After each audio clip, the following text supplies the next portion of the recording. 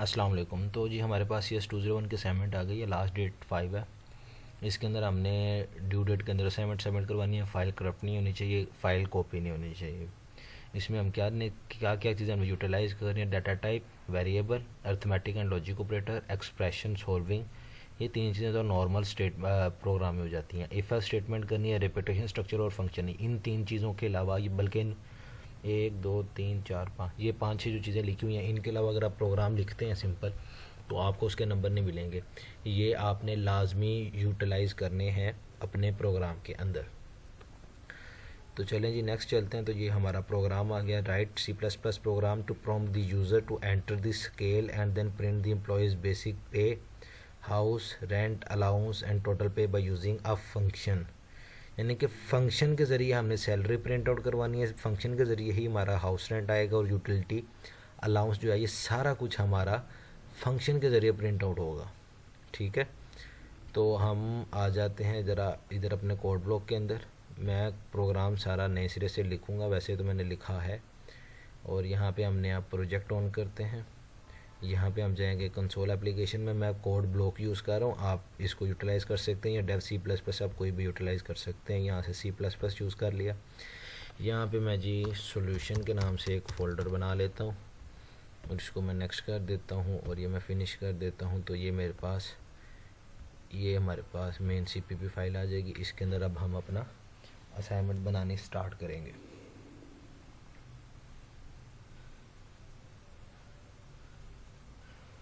सबसे पहले तो हमने क्या करना है,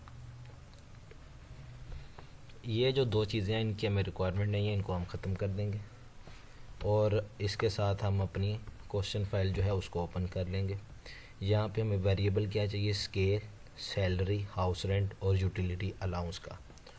तो हम सबसे पहले यहाँ पे क्या करेंगे, एक इंटीजर ले लेंगे x के नाम का और इसको हम सेमीकोलन लगा देंगे। और यहाँ पे हम एक लूप लगाएंगे जो क्या करेगी, हमारी एक स्ट्रक्चर स्टार्ट हो जाएगा जिसके अंदर हम इनपुट लेंगे, enter the scale of the employ 1 2 3। तो हम यहाँ पे करेंगे सी आउट, आउटवर्ड साइन आएगा, डबल कोटेशन आएगी, इसके अंदर आप अपनी स्टेटमेंट ये वाली सारी लिख देंगे। Enter the scale, enter the scale of the employ. Spelling वगैरह अगर मैं गलत लिख दूँ तो कोई इशू नहीं है। आपने 1 2 3, इसके बाद कोलन लगा दें, एक थोड़ी सी स्पेस छोड़ दें और यहाँ पे दोबारा एक ऑपरेटर लगा के एंड लाइन लाजमी लिखिएगा। इससे क्या होगा कि आपका जो कर्सर होगा वो नेक्स्ट लाइन के ऊपर मूव कर जाएगा। और यहाँ पे आप क्या करेंगे, इनपुट लेंगे सी इन के ज़रिए, इन्वर्ट लगाएंगे सिंबल हमारे, और इसके बाद हम इसको एक्स के अंदर अपना जो है हमने स्केल ले लिया। तो यहाँ तक हमारे पास ये पहला वाला काम हो गया। Enter the scale of the employ 1 2 3। Suppose करें 1 2 या 3 कुछ भी उसने एंटर कर दिया, तो ये हमारे पास एक स्केल आ गया। तो अब हमने क्या करना है, इस पे the basic salary, house rent, utility allowance, payable salary, ये सारा कुछ प्रिंट आउट करवाना है। मगर इस पे हमारे पास कंडीशन है, अगर 1 आए तो ये आए, 2 आए तो ये आए, 3 आए तो ये आए, और अगर कोई और प्रेस करता है तो ये आ जाए। तो हम पहले अपना ये वाली 4 लाइनें मैं लिख लेता हूँ। इफ़ कंडीशन लगाएंगे हम। अब यहाँ पे आपने गौर करना है, अगर हम लिखते हैं x इज़ इक्वल टू 1, तो नॉर्मली तो ये x इज़ इक्वल टू 1 है, बट प्रोग्रामिंग के अंदर जो ये सिंबल है जिसको हम इज़ इक्वल टू पढ़ते हैं, ये असाइनमेंट ऑपरेटर कहलाता है। तो ये क्या कर रहा है, ये x को वैल्यू असाइन कर रहा है 1। तो अब आप इसके अंदर कुछ भी करते हैं, x की वैल्यू 1 है, ठीक है, तो वो चेंज नहीं होगी। इसलिए हम क्या करेंगे, इसको डबल इक्वल टू लगा देंगे। ये फिर क्या करेगा, चेक करेगा डाटा टाइप जो कि हमने इंटीजर दी हुई है वो भी सेम होनी चाहिए, और वैल्यू जो आंसर है यानी कि 1 वो भी सेम होना चाहिए। ये दोनों चीज़ें चेक करने के बाद वो इफ़ को ट्रू करेगा। इसके अंदर आ जाते हैं, स्टेटमेंट लगाते हैं। मैं अभी सिर्फ ये लिखूँगा जो स्टेटमेंट आउटपुट आने चाहिए। वो स्टेटमेंट क्या है, सी आउट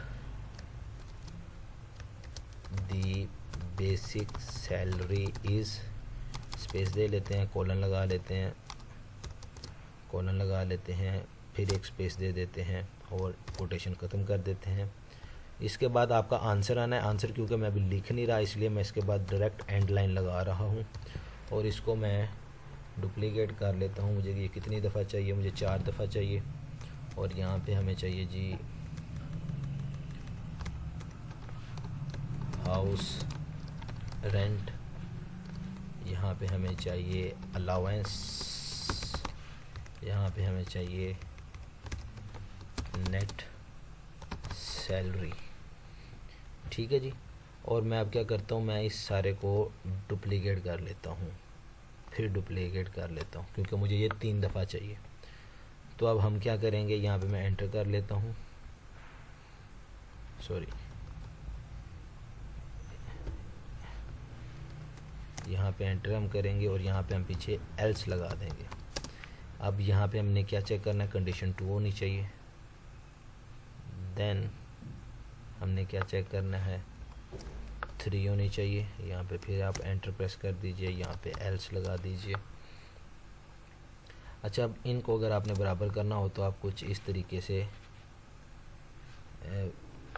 बराबर कर लें इनको, आपकी अपनी मर्ज़ी है। अगर आपने डिटो वही चीज़ करनी है तो अगर आप नहीं भी करेंगे तो वो फ़र्क नहीं पड़ता, आप स्पेस के ज़रिए यहाँ पे स्पेसेस दे लें।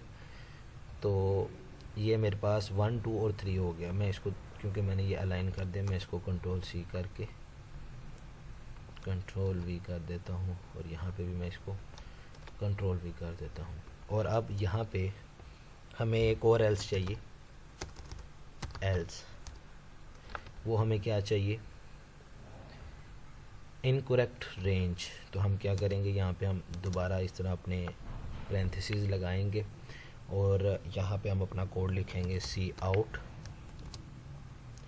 और यहाँ पे हम स्टेटमेंट लिख देंगे अपनी कोटेशन के अंदर, इनकरेक्ट रेंज और इसके आगे 2-3 डॉट्स लगा दें, इसको ख़त्म कर दें। और इसके बाद हम क्या करेंगे, दोबारा एंड लाइन ज़रूर लगाएंगे ताकि वो नई लाइन के अंदर हमारा जो कर्सर है वो मूव हो जाए। अच्छा जी, अब अगर आपने डू लूप पढ़ी है तो डू लूप क्या करेगी, जैसे ही एंटर होते हैं तो ये सारा कोड एक दफ़ा तो एग्जीक्यूट हो गया, बट उसके बाद उसको एक कंडीशन भी चाहिए। तो वो कंडीशन कहाँ पे लगेगी, यहाँ पे वाइल x = 0 में कर देता हूँ और यहाँ पे मैं स्टेटमेंट टर्मिनेटर, ये वाइल तो कंप्लीट हो गया, मगर x = 0 का मतलब क्या है। मैं ये चाह रहा हूँ कि अगर तो उसने 1 प्रेस किया है तो 1 प्रिंट हो लूप ब्रेक हो जाए, 2 प्रेस किया है प्रिंट हो ब्रेक हो जाए, 3 प्रेस किया प्रिंट हो ब्रेक हो जाए।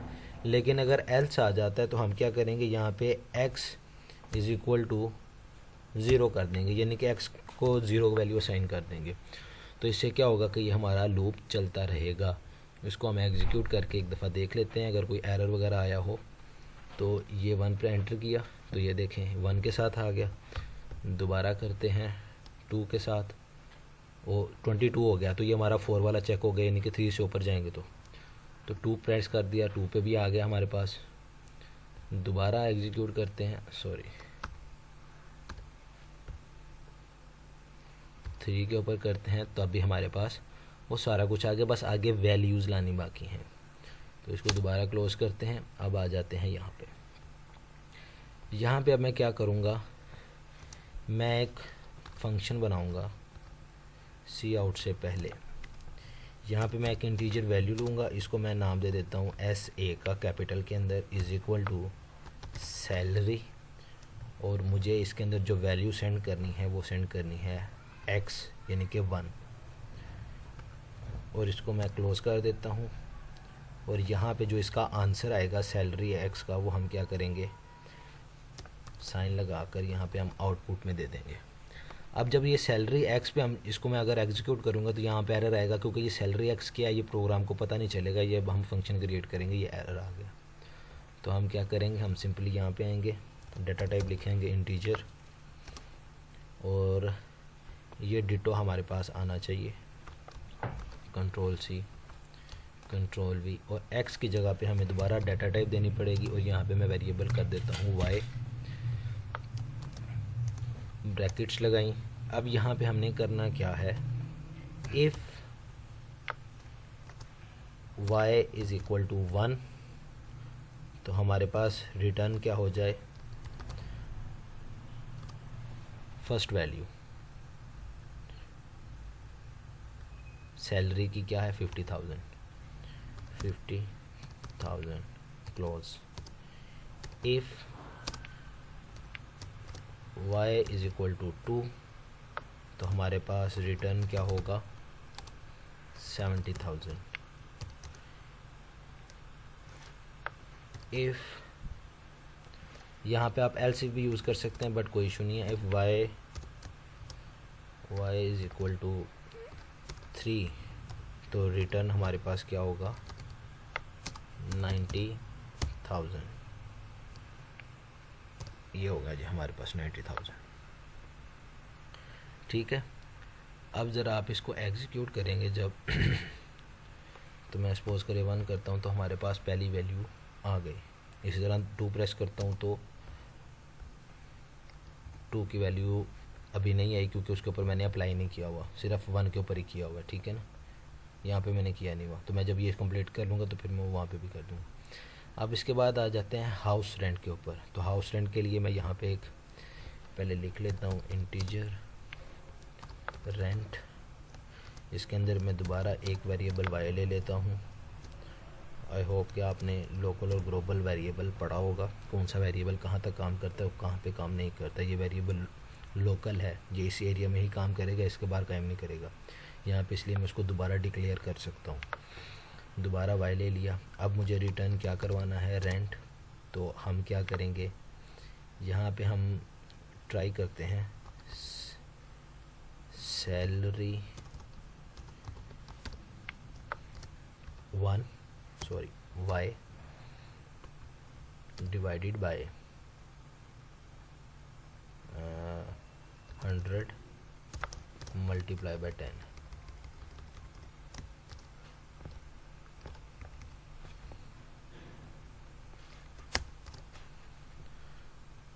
तो इसके एंड पे आ जाएगा मल्टीप्लाई बाय 10। क्योंकि हमने परसेंटेज निकालने हैं तो जो भी सैलरी होगी उसके हम परसेंटेज निकाल के वापस कर देंगे। अब इसको एग्जीक्यूट करके देखते हैं। आई होप सो यहाँ से ये फंक्शन उठा ले। ये फंक्शन नहीं उठा रहा यहाँ पे, तो हमें क्या करना पड़ेगा, यहाँ पे एस ए को लाना पड़ेगा या टोटली वाई को लाना पड़ेगा। और मैंने वैसे कॉल सही किया भी नहीं था, चलो कोई नहीं। यहाँ पे हम क्या करेंगे, एक और इंटीजर बुला लेते हैं, इसको RNT का मैं नाम दे देता हूँ। यहाँ पे मैं फंक्शन कॉल कर लेता हूँ रेंट, ब्रैकेट के अंदर x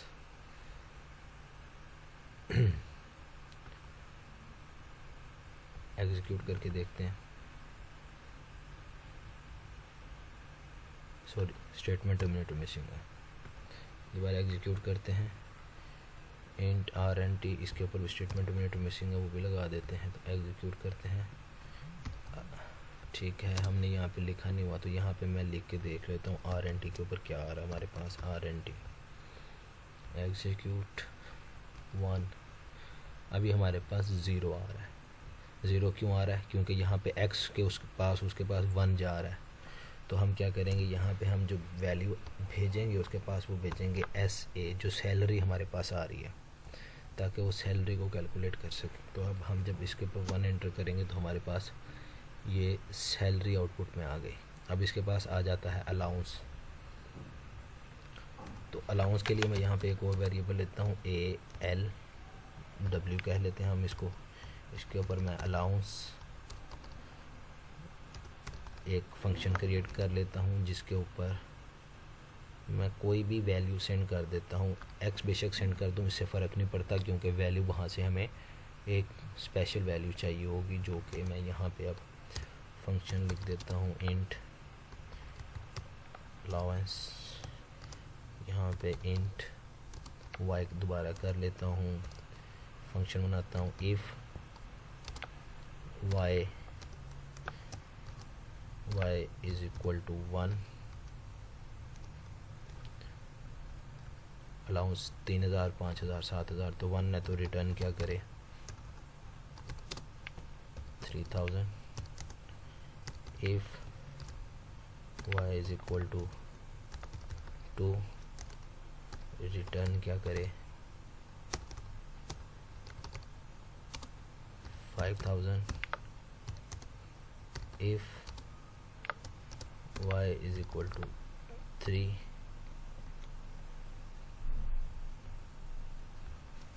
तो रिटर्न क्या करे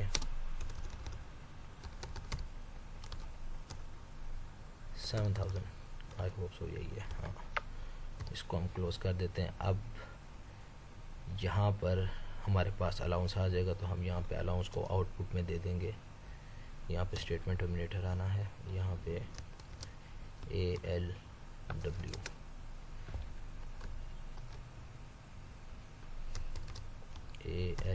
आ जाएगा। अब जब आप इसको आउटपुट देंगे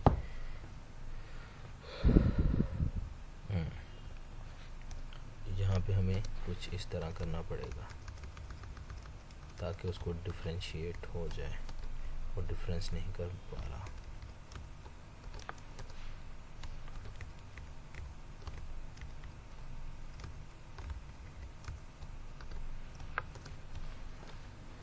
इसको अब हम एग्जीक्यूट कर देते हैं, और ये 3 दफ़ा इक्वल टू लगा हुआ है, इसको भी हम ऐसे कर देते हैं तो ये हमारे पास चलेगा। 1 लिखेंगे तो ये 5000, 50,000 और 3000 हमारे पास आ गया। अगर मैं यहाँ पे देखूँ तो ये 50,000, 5000, 3000 आ गया। अब टोटल कैलकुलेट करना है, तो टोटल कैलकुलेट करने के लिए हम क्या करेंगे, यहाँ पे एक इंटीजर वैल्यू ले लेता हूँ नेट के नाम से। यहाँ पे मैं नेट सैलरी करूँगा, और इसके अंदर मैं 3 वेरिएबल सेंड करूँगा। एक मैं बेचूँगा अपनी सैलरी, एक मैं बेचूँगा अपना रेंट, एक मैं बेचूँगा अपना अलाउंस, और ये तीनों जो हैं वो मेरे पास कैलकुलेट होके मेरे पास जब इसका आंसर आएगा तो वो मेरी नेट सैलरी बन जाएगी। और यहाँ पे मैं क्या करूँगा, आउटपुट करवा दूँगा नेट को। और यहाँ पे जब मैं इसको फंक्शन नहीं लिखा अभी, यहाँ पे आ जाते हैं इंट नेट सैलरी। यहाँ पे हम क्या करेंगे, इंटीजर ले लेंगे एक x के नाम का, एक ले लेंगे y के नाम का, एक इंटीजर ले लेंगे z के नाम का। इस फंक्शन के अंदर आएंगे, पैरेंथेसिस लगाएंगे और रिटर्न क्या करवा देंगे x plus y plus z। अब जब आप इसको एग्जीक्यूट करेंगे 1 तो आपके पास एग्जैक्टली वो रिक्वायरमेंट आ जाएगी जो आपको कही गई है। अब आप सिंपली क्या करें, इसको यहाँ से कॉपी कर लें, यहाँ पे आप इसको पेस्ट कर दें, यहाँ पे आप इसको पेस्ट कर दें। और अब 2 और 3 के ऊपर भी हम अपना आंसर चेक कर लेते हैं। 2 के ऊपर 82,000 आ रहा है, 3 के ऊपर हमारे पास 106 आ रहा है। तो अगर आप यहाँ पे भी चेक करेंगे तो ये 82 आ रहा है और 106 आ रहा है। 4 या 5 के ऊपर आप कुछ भी प्रेस करेंगे तो आपका आंसर दोबारा आ जाएगा कि वो, ये मैं 4 प्रेस कर देता हूँ तो ये देखें जी, आप 5 प्रेस कर दें, 6 प्रेस कर दें, 7 प्रेस कर दें, कोई भी नंबर प्रेस कर दें तो वो आपको दोबारा पूछता रहेगा जब तक कि आप पहले 3 नंबर प्रेस नहीं करते। क्योंकि मैंने यहाँ पर ये स्टेटमेंट लगाई हुई है कि अगर 1, 2, 3 के अलावा कोई भी नंबर होगा तो एक्स को क्या कर देगा, बाय डिफ़ॉल्ट 0 कर देगा, और जब तक एक्स 0 रहेगा वो इस लूप से बाहर नहीं आएगा। तो ये हो गई आपकी असाइनमेंट। अब आपने इसको अपलोड फाइनल जो सबमिट किया वो क्या करवाना है, ये आपकी मेन CPP फाइल है। मैंने जो इसका फ़ोल्डर बनाया है, अगर मैं वो जाता हूँ तो मैंने ये डॉक्यूमेंट के अंदर ये सोल्यूशन का फ़ोल्डर बनाया है, और ये मेरी मेन CPP फाइल है। इसको अगर मैं चाहूँ तो मैं इसको ओपन विद टेक्स्ट डॉक्यूमेंट भी कर सकता हूँ नोटपैड पे दिखाने के लिए। सिर्फ ये वो सारा प्रोग्राम है जो भी हम लिख के आए हैं, ठीक है।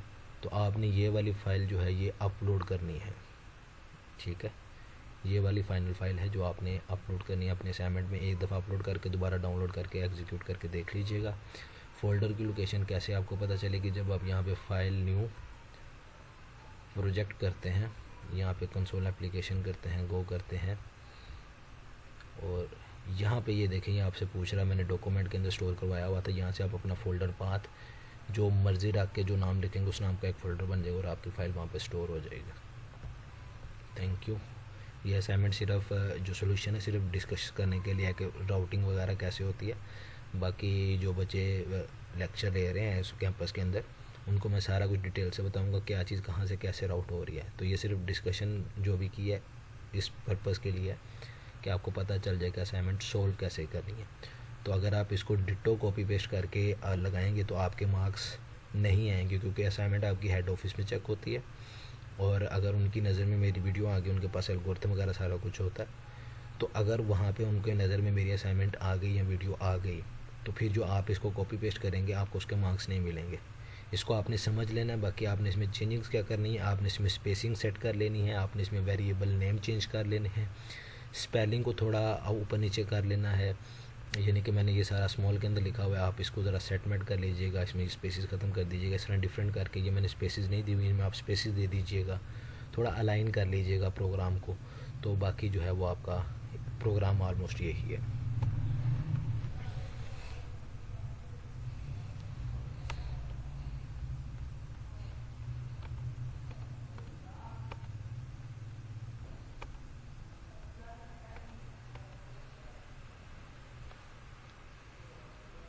खत्म हो गया हाँ जी। तैयार